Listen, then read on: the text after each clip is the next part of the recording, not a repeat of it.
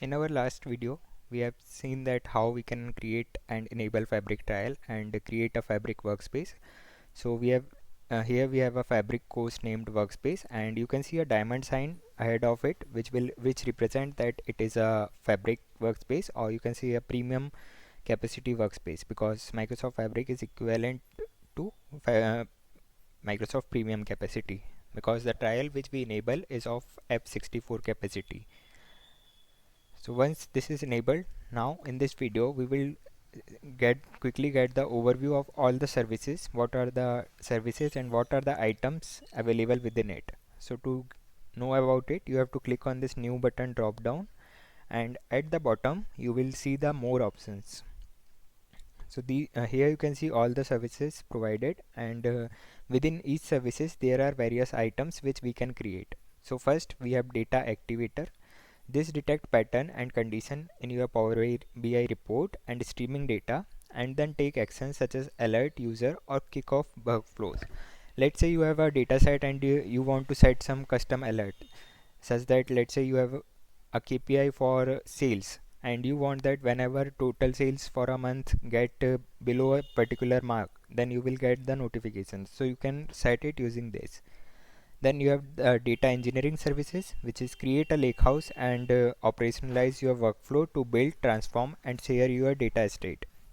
In this, you have various options like lakehouse, notebook, environment, Spark job definition, and API for GraphQL.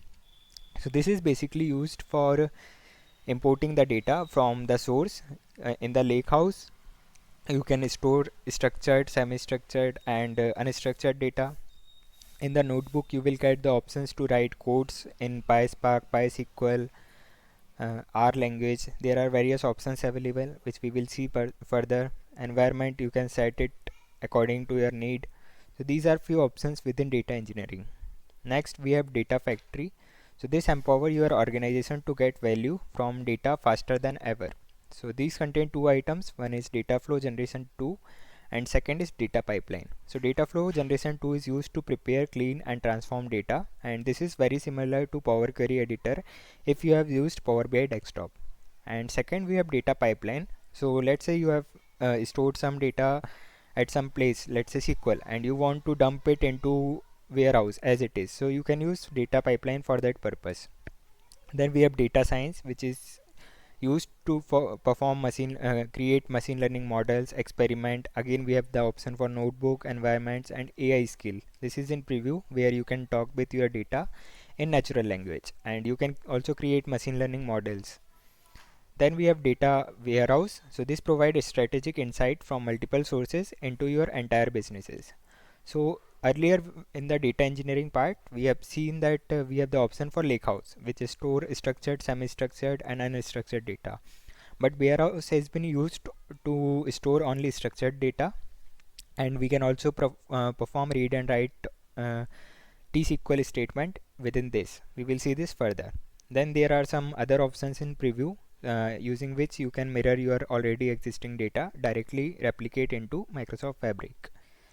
After it, we have some industry solutions, which is used out of box industry data solution and resources. So within this, for a particular domain, let's say if we talk about healthcare, so you will get pre-existing the data structure in which you can store your data. Then ML models are already been created, Power BI reports has been already created. You just have to feed your data, and you will get everything ready.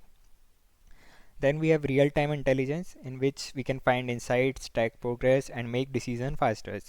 So in this we have event house, KQL query set, real-time dashboard, event stream, and reflex preview.